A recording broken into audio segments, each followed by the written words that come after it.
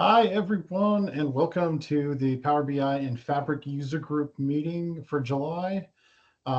Today we will have Chris Ailman presenting, but before we do that, I want to go through a few updates. So just like always, we have the last Wednesday at noon for our meetings. We have that continuing going forward. So if everybody wants to get that kind of scheduled in, we'll keep on the last Wednesday format. We, as a group, we've had interest from some vendors coming through, and we've had some responses from other people interested in presenting. So we're looking forward to building out that schedule. I'm not sure, Chris, did you happen to put that into your slide deck, the form to if anybody is interested in presenting at a future meeting? No, I did not. I will I'll get pull that it up during the added to the chat right now. Awesome. Excellent. And additionally, the Cyber Risk Alliance is an organization that is putting on a cybersecurity summit in San Antonio. Let me pull up the details right now. So it's going to be held on August 27th at the Hyatt Regency San Antonio Riverwalk. And they have offered to give free passes to any members of our group. It's normally a $250 value. So we will be sending out some emails over the next few weeks. We'll send out a message today, and then we'll follow it up with some emails over the next few weeks. So anybody that's part of our group can get signed up and get free access to the Cybersecurity Summit happening on August 27th. That's a Tuesday at the Hyatt Regency San Antonio Riverwalk. Also, it's worth up to like 8 CPE or CEUs. So another great reason to look into that. What we want to do today is get into Chris's presentation. He is going to be sharing with us on data visualizations and data storytelling. And hopefully we'll have some time quickly after for some questions if anybody has any. So Chris, would you be able to share your screen and present and give the presentation? Fantastic. Will do.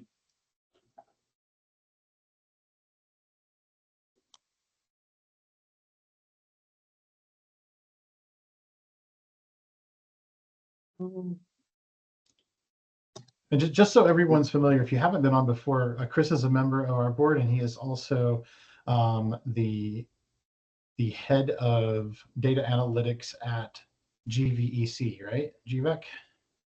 Yep. All right. How's that?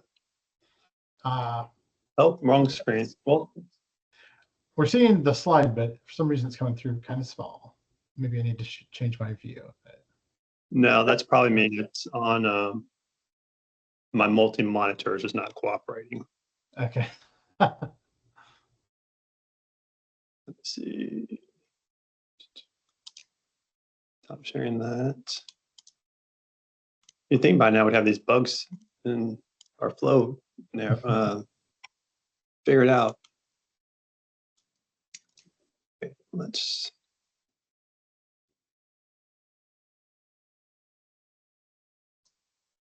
Share. We're seeing it at better size when it's on that screen. There's that.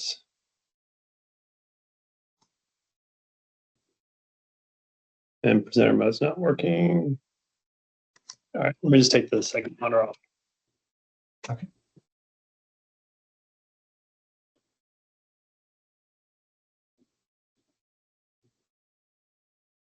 All right, excellent. Okay. All right, we'll go old school, just laptop, one monitor. Oh, all right, guys, thank you for your patience. Appreciate you. As Jason said, that I am Chris Ailman. I am the data analytics manager with GVEC, or also known as GVEC, or Guadalupe Valley Electric Co-op. Today, we're going to be talking about data visualization and data storytelling best practices. Just a little bit about me. I've been with the GVEC for the last 2.5 years. I'm a passionate world traveler. My beautiful wife and we love traveling around the world. And then when we're not traveling at home, we are enjoy the company of our 5 cats, 1 very large Aussie doodle, 2 red ear slider turtles, and a tank full of fish that I just forgot their names and cannot identify them because there's so many. So welcome to everyone. For those of you that are joining us for the first time, welcome. And for those of you that are visiting with us again or returning, welcome as well. We are the San Antonio Fabric and Power BI group, where we do meet the last Wednesday of every month. So if you have not reserved for next month's meeting, definitely recommend you go ahead and do that. And then quite honestly, just go ahead and reserve at the last Wednesday of every month. And we're here to help accelerate your understanding of Power BI and just keep up to date on the current changes that occur within Power BI, because there's always something new. And it's not just limited to Power BI, but also to Fabric as a whole. So,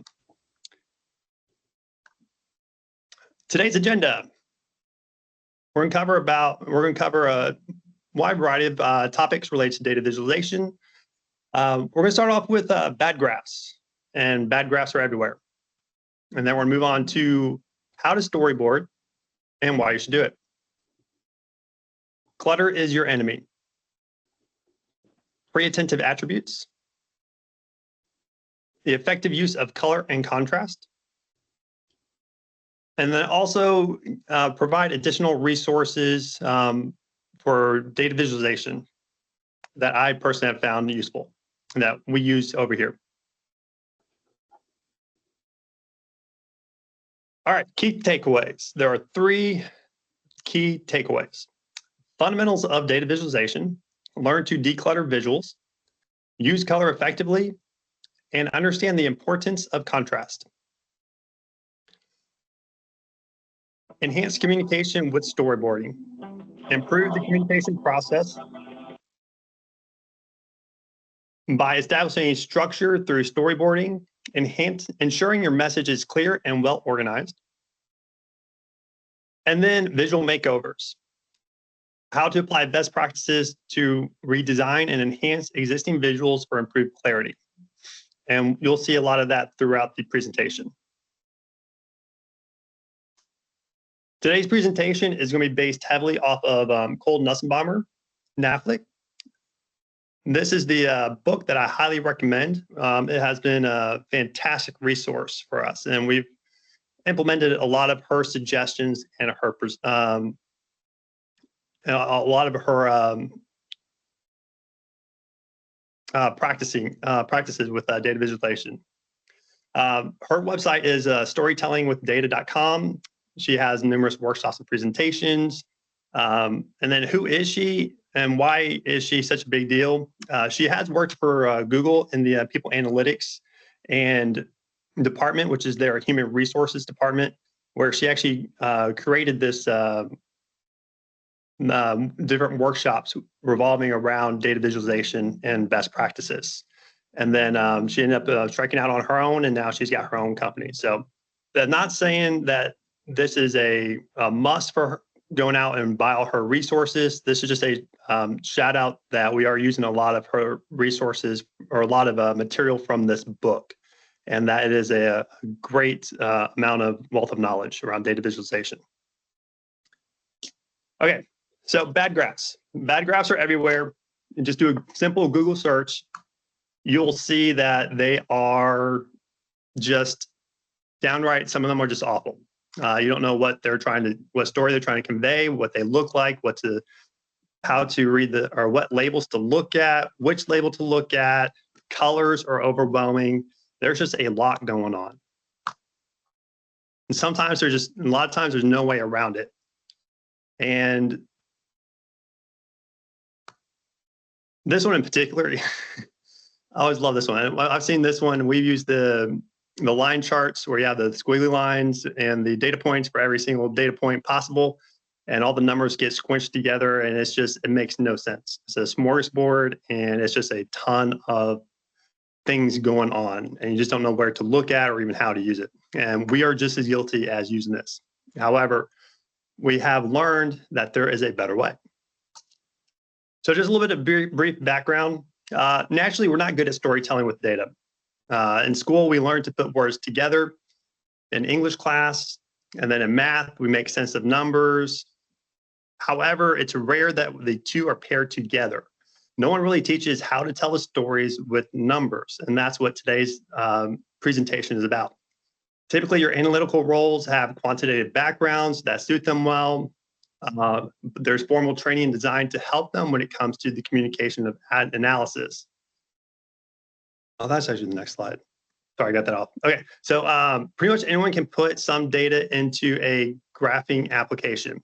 Excel is very common to easily create a graph. It's at our fingertips. Everyone has access to it. However, the defaults and general practices, there's a lot in our data that really just is left out when trying to tell the story. And that really it takes that humanistic approach to really curate and cultivate that story to provide an impact and just really drive that decision that needs to be made from that visualization or from that report. There's that gap in capabilities is what we're hoping to help bridge with this presentation. So there is a story in your data, but your tools don't know what that story is, and that's why we're here. Okay, moving on to storyboard. How to storyboard and why you should do it. And this is something that I had not personally thought about doing or even heard about until reading her book. And I have adopted this, and it has proved to be very, very effective. So what is storyboarding? Storyboarding is a specific strategy when it comes to planning content.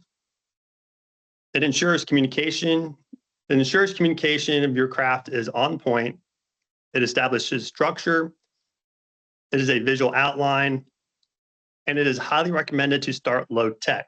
Well, what do you mean by low tech? Good old-fashioned pen and paper.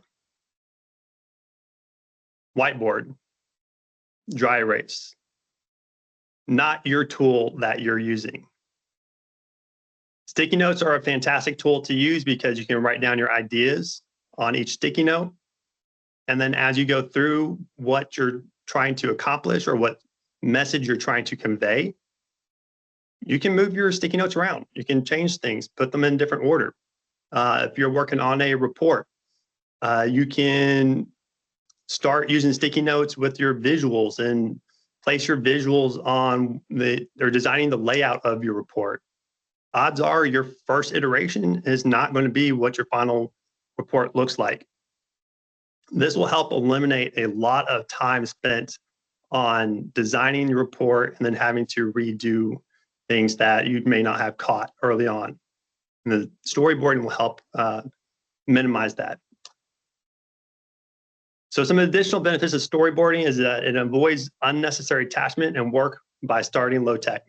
We've all been through it. We know that we've been in situations where you have worked hard on a visual, you're proud of it, the amount of blood, sweat, and tears, it's there. You want to show it off and use it, but it may not be necessary. So to remove or to eliminate that visual, it becomes very difficult. So why not start with the sticky note and then avoid that attachment? As I had mentioned earlier, that it is easier to rearrange the pieces of paper to explore different narratives. And it's easy to draw a line through or cut a piece of paper than on a visual that you spent time working on, as I had just mentioned. Your iterations are reduced. You can concisely articulate what you want and to whom the intended audience is. And I do want to throw a kind of additional point that storyboarding is for explanatory analysis. That's going to be the main focus of this presentation. not exploratory. So there's kind of two different approaches. I'm not going to go into too much detail, but we're trying to explain or tell that the data story. Okay, now we get to the fun part. Clutter is your enemy. So we're talking about different charts and what clutter is and what is considered clutter. So what is clutter? Visual elements that take up space but do not increase understanding. Can cause a less than ideal user experience. It makes our visuals feel more complicated than they really are, risking our audience to move on. We've all had those visuals where we've added a ton of information, thinking the more paint we throw at the wall and see what sticks, the better. If we add data labels, we add markers, we add all kinds of additional visual elements that we think would be useful, but really it just takes up space and then it just takes away from that data story that you're trying to tell. For example, lack of visual order. So in this example, it's really difficult to tell where you're supposed to look at. You can see at the top, you have the title, but then as you move your way down, a lot of your additional information it's not defined in a hierarchical way. For example, you have, looks like in the subtitle where it says, in general, attributes are most important to you. If you compare the size of that font to the additional notes on the right, it's actually smaller. So what my eye, and I don't know if y'all had the same experience, but the title is actually even smaller than the text box font as well, or text box size. So am I supposed to start at the title at the top, or do I start with the annotated notes with the text box on the right? There really isn't a good flow, and there really isn't any direction. As a user or a consumer of this visual, I don't know how to navigate this visual. So that leaves a lot of confusion, and you may end up losing your audience. So here's a different way of, here's a way of adding visual order or a hierarchical system. So you'll notice at the very top, you have your bold letters to define, look here at the top for the most important consideration for demonstrating effectiveness. And then you work your way down, your next line in general, what attributes are most important. It's a smaller size. And then even going further down, you can tell the survey shows a demonstration. Your different text boxes are flowing in a hierarchical way. No longer is that text box the largest size font. And then you'll also notice that the alignment has changed too, so it's a lot easier to read. So it's now in a left adjustment instead of a center adjustment. So just some very simple changes can have a very powerful impact. Continuing on, another type of clutter is a non-strategic use of contrast. And we've all seen, and quite honestly, I'm just as guilty as creating reports like this, where we have our different categories and we throw in the legend where we have our different icons on a different chart or on a specific chart. And it becomes a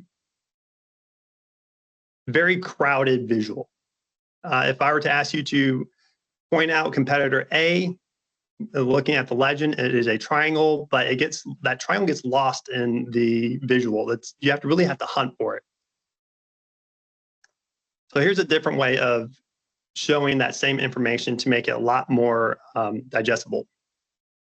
In this case, they're using contrast. The blue bar, as you can easily tell, represents our business, and then you can quickly compare how our business performs to different competitors. And then we'll talk more about the use of color and the decision-making behind changing the competitors to a gray color. So all of this is really moving towards cognitive load. And that is something as report designers that we really need to keep in mind. With cognitive load, what is it? Well, anytime you experience cognitive load, or you experience cognitive load anytime we take in information.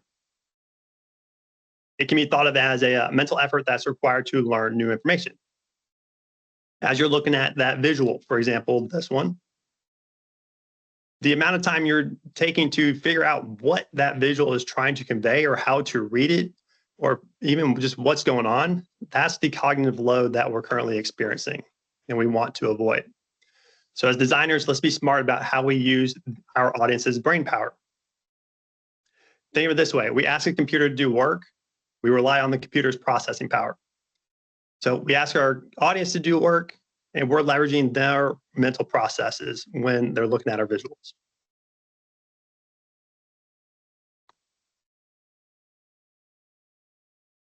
All right. Next, we're going to declutter in 6 steps. On the next slide, I'm going to show you a chart, and I want you to, or a line chart, and I want you to look at the visual with an eye towards clutter. And then consider the lessons that we've covered so far on alignment, visual order, and contrast. Think about the things that we can get rid of, or what would you change? How many issues can you identify that need to be changed or decluttered?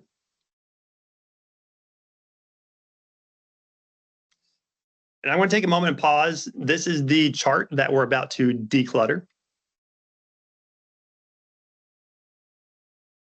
Take a moment to think about what would you change based on the different items that we had just talked about.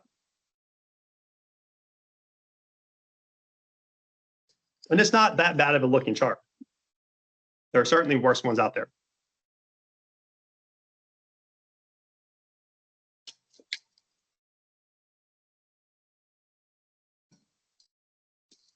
Okay. So in total, we're going to make 6 major changes to this chart. First and foremost, whoops, sorry about that. First and foremost, we're going to remove the borders. If you notice, the border around the outside of the chart has been removed. They're usually unnecessary. Consider using the white space to differentiate the visual from other elements on the page as needed.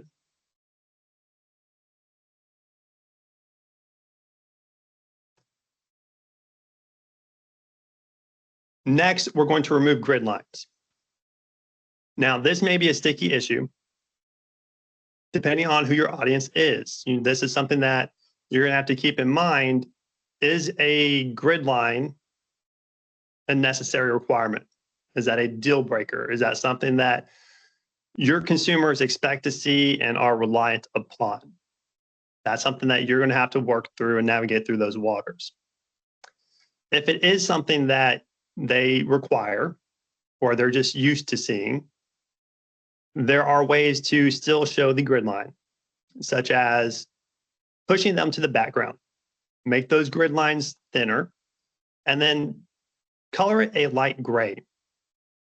That way it's more in the background and it's not just distracting and becoming and competing for the audience's visual attention. Ideally, get rid of them completely.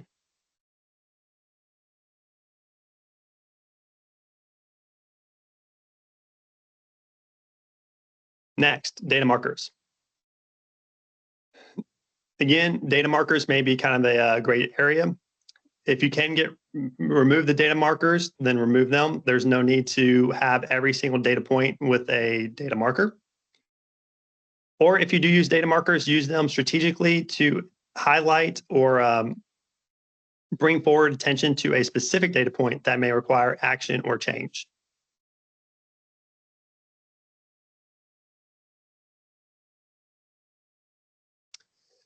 Next, your axis labels.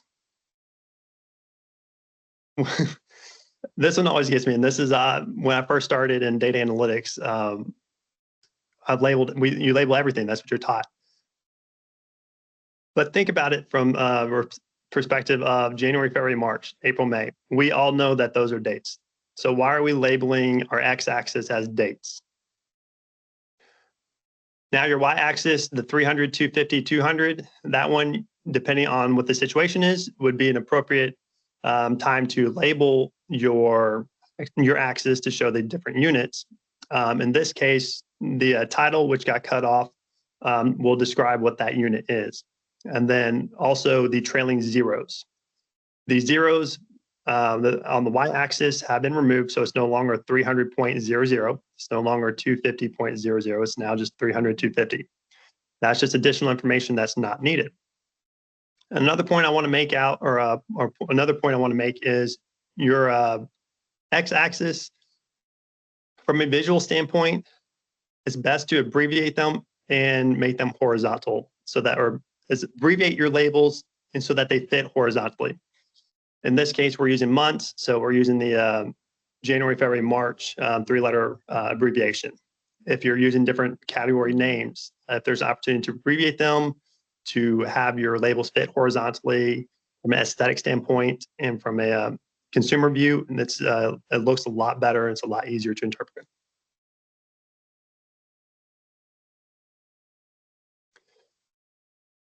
Labeling your data directly. This is related to your legends, especially in Power BI. When you add a legend, your default can be on the top, bottom, top left, top right, middle, etc. You can place it all around your visual, or you can directly label your data points. This reduces having to go back and forth from the chart to the legend, and you can see specifically which line is related to what that data is specifically referring to. Also, keep in mind that if you have more than 2 lines or a number of lines, 4 or 5, labeling each of those data points may become a little crowded. So you can pick and choose. That may be a situation where you pick and choose specific data points to label, or you may have to have a legend in that case. So that's just something as a designer, you have to weigh the pros and cons with labeling your data directly.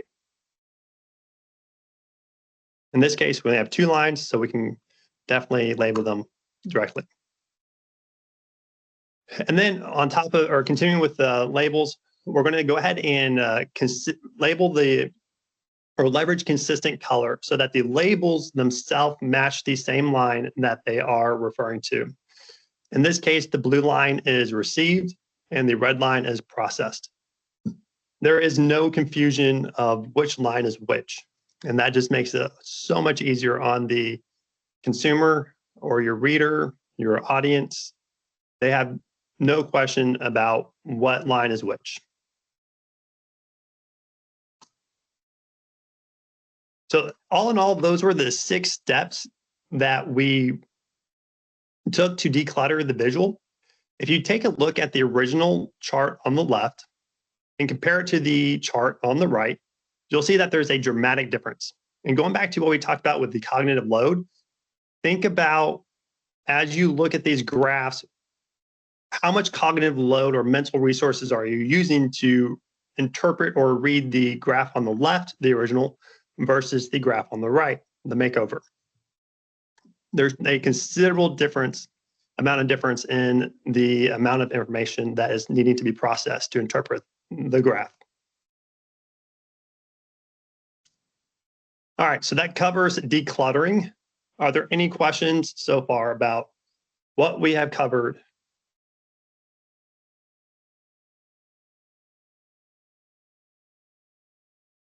No, I was going to say, I think that that's a really strong visual, because you can see how much faster you can get into a discussion about you're going to more quickly get into a discussion about, okay, I see this gap started in May and started widening, and what are the reasons around that? Like, you're going to be able to get into a discussion so much quicker on the second graph than the first one. The first one, it's going to take time for everyone just to look it over, try to really understand what's going on, because they're processing every little piece of information, and you just cut a lot of that away. So I think it's great.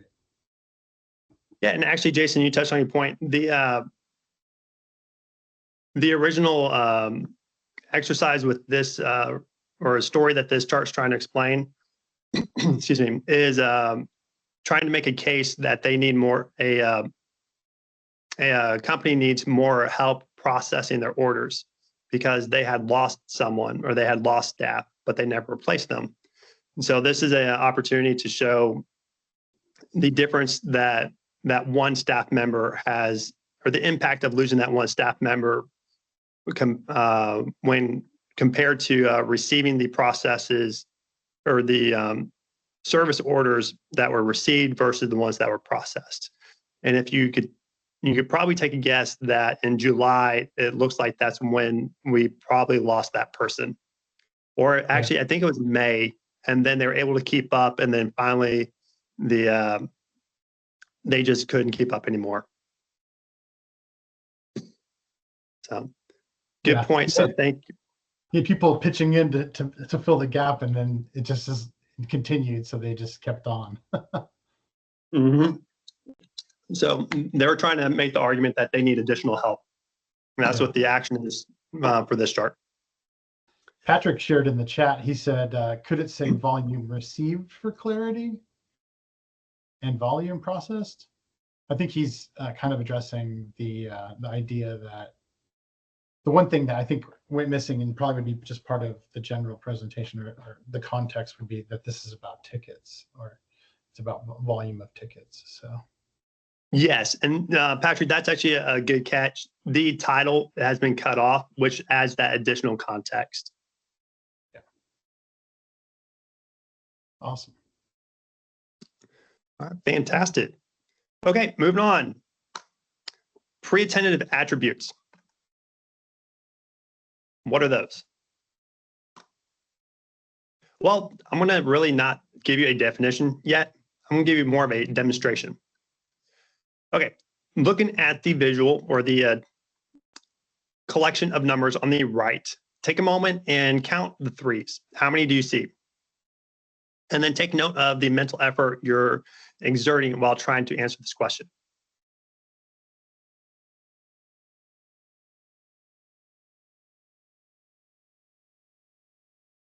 I feel like I'm about to do a Sudoku.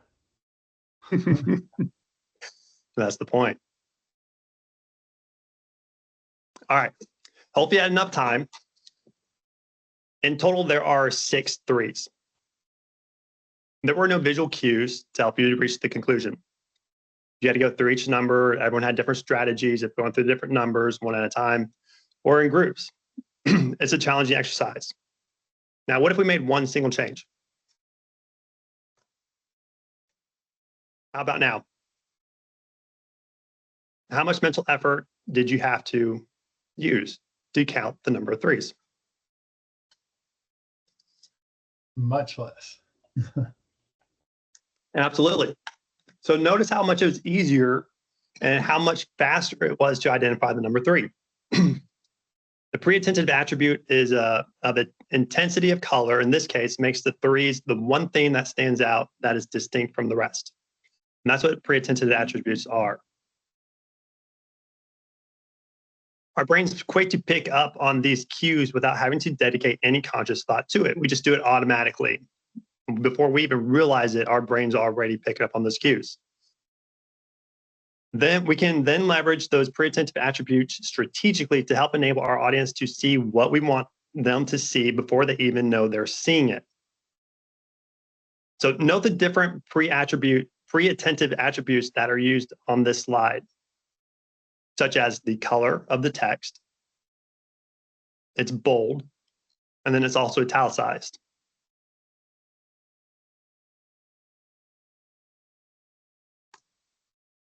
There are other ways to use pre-attentive attributes within text. So if you take a look at the very first paragraph, there are none.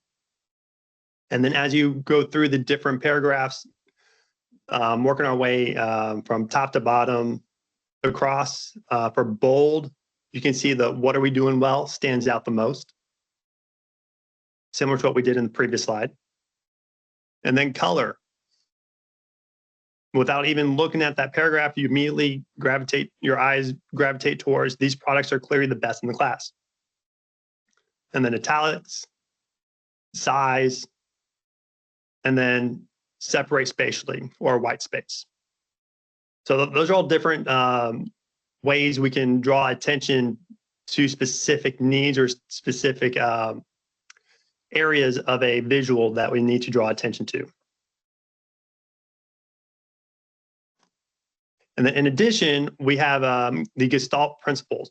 I'm not going to go I'm not going to go any further into it other than this chart. There's a whole lot of literature and resources out there talking about the Gestalt principles and data visualization. But just really quickly, if you take a look at the different types, you can quickly identify what is sticking out or what is emphasized based on each type of principle, such as the orientation, the slanted line where everything else is going straight up and down. The shape is a square, which is the oddball. The line length, you've got the short line compared to the others, and so on. So these are all different principles that we can implement in our data visualizations. So one thing that we had done that I did not touch on because we had talked about that slide is right here. This would be one of the Gestalt principles of proximity, where we're putting our legend right next to the data marker. So right here, just by proximity that's close, we can immediately tell that the blue line is received and then the red line is processed, and then also using color to help with that pre-attentive attribute. Now let's go forward again. Okay, so you can also use the pre-attentive attributes with the visual hierarchy. As I had mentioned before, with that with the cluttering, there was none in previous samples, but here's a good example of a visual hierarchy. So then if you look at this chart, at the very top, you immediately go toward, or my eyes gravitate towards, what are we doing well, and then make my way down to the different bullet points. And you'll notice that the themes and example as a subtitle, and then great products that's highlighted in bold and a different color also draw attention. So from immediately from a user view, you're automatically know what are we doing well, great products, replacement parts are shipped, good, problems are resolved promptly, good, general customer service exceeds expectations, good. And then you can get into more of the details. It's a lot easier to scan. Okay, now kind of putting it all together, this is all the different principles that we had talked about. And this is a possible finished product implementing those different principles. And notice the use of the visual hierarchies, the different colors that are used to highlight specific words that you want to grab attention, such as red, noisy tire issue, engine noise. There's also consistency where the color of red is matching the different data bars. So there's a lot of different techniques that are going on in here that are just that makes it a lot more pleasant experience for the end user. And then at the very top, we know immediately of the top design concerns that 3 are noise related. So that tells me right here that with my title, we're talking about noise, top 3 designs, and it's red. So then if I look at the chart right here, I notice that the reds match up, and here are my top 3 right here in the darker red, and then noisy tires in the rain. Then you have engine tires or engine noise and wind noise, and it's broken down in a hierarchical way. So that leads us into using color effectively and how we can use it in our visuals. This is a good example that I've always enjoyed using. It's easy to spot a hawk in a sky full of pigeons. Looking at the visual, it's very easy to identify the hawk right here. This would be related to our data visual where we don't have very much going on. This would also be related to cluttering. It's easy to pick out the one thing that stands out. But then as we add more details, more data markers, more color, more axis labels, more grid lines, etc. And then even as we begin to add more color to each of our individual lines and start getting very colorful with our charts, it becomes very difficult to spot that hawk or that action that you want to drive or that decision that needs to have attention drawn to. So as the variety of birds increases, that hawk is harder to locate. So how can we draw the attention of our audience to a specific element? Color. For color to be effective, it has to be used sparingly. There needs to be sufficient contrast to make something draw your attention, draw your audience's attention. The effective use of color. Again, use color sparingly. So for color to be effective, it needs to be used sparingly. Too much variety prevents anything from standing out. It gets lost. That impact is no longer there. Contrast between colors draws your audience's attention. When we use too many colors, we enter rainbow land and lose that pre-attentive value. Now we're back to that cognitive load where our audience is trying to decipher and interpret what you're trying to tell them. We're not doing that for them. So avoid rainbow land. Here's a good example of a visual that is using a wide variety of different colors. If I were to ask you on the chart on the left to interpret it and find the, I'm not even gonna bother because it's a mess. But then if you look at the chart on the right, you can tell immediately by rank that rank 1 is a dark color or a dark blue. And instead of using different colors, we're just using different shades. So you can tell right off the bat by rank 1 being dark blue, which countries have a dark blue or which countries have a rank of 1 by just identifying the dark blue. And then so on, as you get lighter, the rank level gets higher. And then notice that we're also using white as a way of contrasting. It is okay to use white and using that white space. So, whoops. So color shouldn't be what keeps your audience engaged. Sometimes we use that to make it more pretty, more colorful. But that really isn't a best practice. We need to avoid the rainbow color theme, and it should be your story, your data story that keeps your audience engaged. So here's a good example of using color sparingly.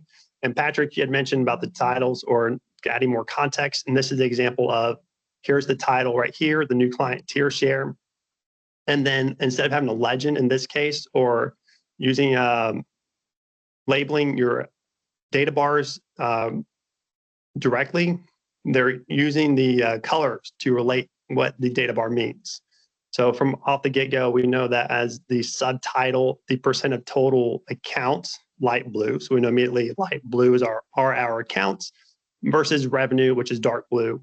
And that will serve as our subtitle and then also our legend, which will also save on space for our visuals. And then same thing for here. And then notice we're still using the hierarchy. We're using bold, and the different colors, and all the different principles that we had talked about. All right, so effective use of color, use it consistently. A change in color signals change. Changing color can be leveraged as a strategic choice, never for the sake of novelty. If a department is in one color in a chart, it needs to remain the same color throughout the report. Avoid using the same color for multiple purposes. Don't confuse your audience by changing the use of color. Well, what does all that mean? Here's an example of a Google Analytics dashboard that I found on Google, or just doing a Google search. If you look at this dashboard very carefully, you'll notice, or not even very carefully, but just off the bat, purple and green are the two main colors. If you look at the pie chart, I'm going just on the bottom right because everyone pie chart stands out the most. Purple is representing Internet Explorer. And then as I move up to the gauge, I see purple as well. Well, notice that purple is no longer Internet Explorer. It is now the number of, or average daily new users. So there's some inconsistency over there. I thought purple was Internet Explorer. Okay, maybe that was just a one-time deal. Well, as I move over to the site traffic line chart, now it's no longer a average daily new user count. It is now the number of sessions. So what does purple mean? I don't know. As an end user, I'm confused. And I'm probably not going to look at the report. Same thing for here. Here's another example. Light purple represents female on the circle donut chart. Oh, I'm sorry. Light purple, or is that pink, is male, and then purple is female. But that's not consistent across the report. If you look at the bottom left, hired by temp, the dark purple is representing student. The pink or light purple is representing part-time. I think it's light pink. Anyways, it's not consistent. So what do I mean by consistent? Here is a fantastic example.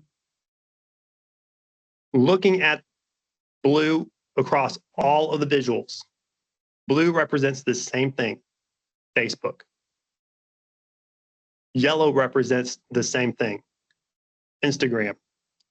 And gold or orange is representing Twitter. There is no question if you're looking at the ribbon chart, the stacked bar chart, horizontal bar chart, or the circle donut chart. It is all consistent. So all across the report, we know what's what. And that makes it so much easier, especially when you're going from one page to another. And it's a much better experience for your users. Another thing to keep in mind is color blindness. So color blindness considerations, roughly 8% of men and 0.5% of women are colorblind. Being able to distinguish between shades of red and green are most common. Well, we use red and green. They represent good, bad, profit, loss. Well, if you need to use them, then add additional context or visual cues. You can also consider using blue to signal a positive value or orange for negative values. And that way there's more contrast between the two different colors. And then if you use if you use blue and gray, that's also another option. And if you have to print out those reports in black and white, the contrast will be much more noticeable. So here's an example of adding additional cues or additional context if you're running across some contrast issues where the red and orange are similar. So for someone that's colorblind, it may be that the red and orange are very difficult or much more, the contrast is not as distinguished and they're blending in. So it's hard to tell which color is which. So here's some additional cues, such as the line pointing towards each of the bars that is describing what those bars represent. So that's something that you can implement when needed. And then also notice that the gray bars are also separating the colored bars as well. And that can help with the contrast. And then you don't always have to use red and green to show positive, negative values. Instead, you can use data labels to show if there's been an increase or decrease and what that amount is. Okay, so finally, putting it all together. So here are some examples of all the different principles and all the different suggestions that we have talked about. The hierarchy for your visual hierarchy, different ways of using color selectively, your axis labels. If you'll notice that this does have your axis label that is, your axis is labeled for each of your different X and Y axis. And then our next chart will show the use of color for the blue and grays. Don't be afraid of grays. Definitely recommend using that more to push some of your information in the background so that's less distracting. Your data labels, notice that your data labels are not marked for every single data point, only for the ones that are necessary and need to have attention drawn to it to provide information to drive that action or that decision that needs to be made.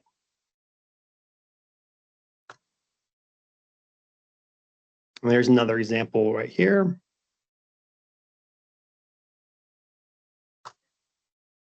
And our last example, and I like this one because it's really only using 3 colors and very effectively. And then also notice the bars, how there is a little bit of white space in between the different bars to help show the start and end of the different, what each bar, or the start and end of each bar to provide more of a contrast there as well. And then your labels, you're only labeling the bottom bar instead of all of the different bars. And then some additional resources. The PowerPoint slide will go ahead and send out, which has these URL links, but there is a different resources that I've we have personally used that we have found very useful. And this is a chart right here. Opens up by Data Wrapper, which is a great explanation on reject using different colors and there are different reasoning behind it with different options. It's been very useful for us. And then Gestalt principles, more explanation, as I said, just there's tons of resources out there available. And then Alberto Cairo, he had a great presentation with at a Power BI conference and using actual Power BI visuals in real time. And he's very well known in the data viz world and also a fantastic resource. And same thing for Nancy Duarte. She's also a great resource for presenting materials as well. So that is all I have for today. I want to thank you all for your time, and hopefully you grabbed a couple nuggets of useful items that you can take and implement in your data visualization creations. So thank you for your time. And if you have any questions, I'll hang back. Excellent. Thank you so much, Chris. Yeah, this is really great information. And like Chris just said, shared, we will be sending out the slide deck so you guys can have that. We'll also be taking this recording and throwing it up on YouTube, on our new YouTube channel, so that you guys can reference back to it as you have need. We'll send out things about that. Also, a reminder, we'll also be sending out information about free access to the cybersecurity risk summit coming up on August 27th. And if anybody has any questions, please feel free to send a message in the chat or come off of mute and feel free to ask. There was one other thing while people might be thinking through that I thought to share. I love some of the ideas around having some explanations or call outs above the visuals. And one of the first products I saw sharing about that it's in the product analytics space called Pendo. I think Mind the Product is one of the either they are owned by Mind the Product or that's their outreach. But they have some free courses. They have a product-led certification course and a product analytics certification course that focuses some on their tool, but it has a lot of really good just kind of a good training on things about how to make your visualizations clearer and be able to, like, all of this is all when we build these things, we're doing it in service of a conversation that's supposed to drive a decision. So you want to be able to make everything as clear as possible so you have a focused conversation and you can come to a clear result. Looks like Patrick's putting in a message. Was there someone else that had come off camera for a second there that wanted to ask a question?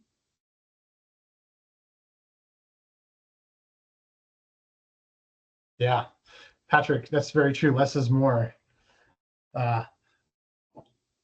Simplify is one of the 5 leadership abilities. Like, I always like to share that. So yeah, Robert. Hello, everybody. Yeah. Can you hear me? Yes, sir. Yeah. Perfect. Love the presentation. I didn't get to join for the whole thing, but I came in and I think you did a really good job with what I saw. I love the hawk visual. That's a great visual way to represent how visuals are important. And the use of visuals and color in specific is real important to me in what I do. So my big question to you is more of, you showed a couple of charts. You showed one chart that after the hawk visual, a couple slides after that, you said, here's an example of how purple was used incorrectly through this chart. Then you used a completely different chart to show how blue was used correctly. My question to you is, how would you fix the first chart? Because the second chart's easy, right? Every single visual had Facebook in it, so it's easy to show blue on every single visual. The first one does not give that same, it doesn't allow that same approach. So how would you fix that first chart instead of instead of showing us the second chart? Okay, are you talking about this one in particular, Absolutely. or Yes. that one right there?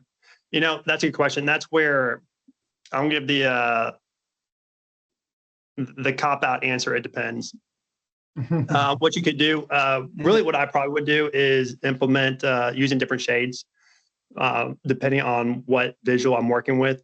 For example, for the site traffic, I may have purple as the predominant color in this case because that's what they're using, and then I may push the hits in the background, or if reverse it, if hits is the predominant driver in that visual, move that forward and put that as the predominant color, and then push the sessions in the background. I would have that as one color, and then for average new users, I would avoid having that as purple because going back to consistency and congruency, they're not related. You can use a second color for that to represent that it is a completely different, that visual is representing a completely different category or topic. Now, you do have that visual on the right where it says the number of users and then users percent of growth. So I would honestly, using that proximity and consistency with color, and group those three visuals together and have those be the same color. And then with the sessions by day of week, there's an opportunity there to have your site traffic visual on the top left, and then your sessions by week horizontal bar graph on the bottom. You can align those colors as well. And then hits by browser, you can, first off, I wouldn't use the donut chart, but that's a whole nother or the pie chart. Oh, that's a whole nother conversation. But you could have it, you can have one color to represent the predominant takeaway. It may or may not even be Chrome. It may be you want to highlight which ones use the least so that they can target those, and then bring that forward with a third color. So all in all, we're using 3 colors and then pushing everything else in the background with the gray. Yeah, I think when I'm looking at this, this is theme for theme's sake. We just wanted things to look, have fit of I guess maybe a Halloween visual or something, but it's not really driving any insight. And I think overall, that's another thing that would be missing is like this is data and theme for data and theme's sake. It doesn't really, I'm not really sure what my takeaways are, right? What are my takeaways supposed to be? I don't know if 124 is good or bad, or it just is. If the scale could show like maybe where we want like a target, that would be helpful, because I know, are we on target? Are we above target? Are we below target? Like what? So it's just it's data and theme. It has data and theme, but it doesn't have insight or really, doesn't have a clear narrative around it. So. Yep, very true. I hope that answered your question, Robert. Yeah, we're good. I have my own ideas of what I would do, and a lot of them matched with you. I just wanted to present the challenge. I have a big, I like to be challenging, so that's part of what I'm doing. And I also think that I like to ask questions that I feel like I could answer, because that doesn't necessarily mean that everybody on the call feels the same way, and the answer that you give might help. So good job. I think you had some good insights there. So thanks. Awesome. And you know what? I love that. It's a great segue as we wrap up, because I know we're just over time here, but we love community involvement, and we like we put into the chat earlier, we'll go ahead and send it out in an email after the meeting as well. We want people from the community to be helping present topics like this, and just we are a community fueled group here. So we're not asking for a lot of people to come in from the outside. We believe that we have leaders within our community, and we want to develop each other. So thank you so much for your time today. Chris, you did an awesome job. Thank you for sharing this. We'll go ahead and get that recording up, and we'll get messages sent out probably later on this afternoon or evening. But we really appreciate everyone's participation, and we look forward to seeing you again next month. Make sure to block out your calendar. Thanks all. You have a good one. Thanks, guys. Bye.